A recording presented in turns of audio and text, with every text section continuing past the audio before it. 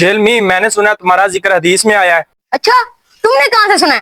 एक मुफ्ती साहब हदीस सुना रहे थे। मुझे उसका पता बता, मैं खुद उसके पास जाता हूँ। भाई दूर नहीं है, यही जेलम में है, मुफ्ती हसन रजा यल्दरम साहब।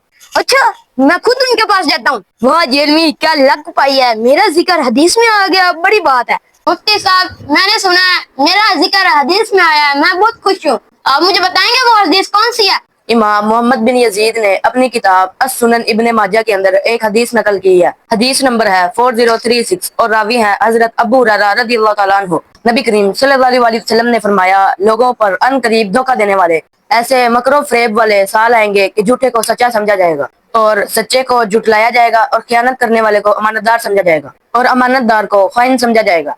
और इस दौर में रोइब्जा गुफ्तगू करेंगे। रोइब्जा से क्या मुराद है? नबी करीम सल्लल्लाहु अलैहि वसल्लम ने फरमाया, वो मामूली और कम ज़र्फ आदमी अवामी और इज्तिमाई मामलात में अपनी जुबान खोलेगा। मतलब सदी ना बुलाई, मैं लड़े दिताई।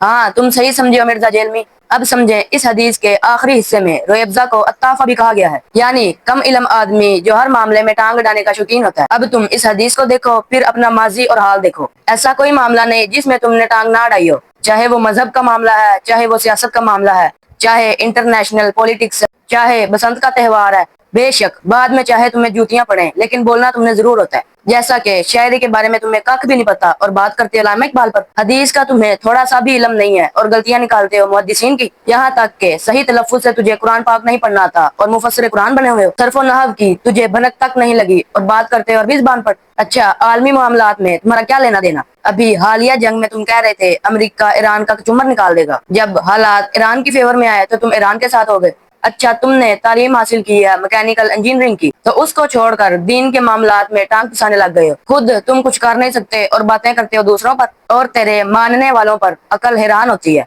लेकिन फिर नहीं भी होती कि जो दज्जाल होगा उसके माथे पर लिखा होगा दज्जाल, लेकिन फिर भी लोग उसको मानेंगे। मैं तो खुश हो के आया थी, मेरी तारीफ होएगी, पर इन नेता धोती खोल के रख देती और जेल में अपने खुद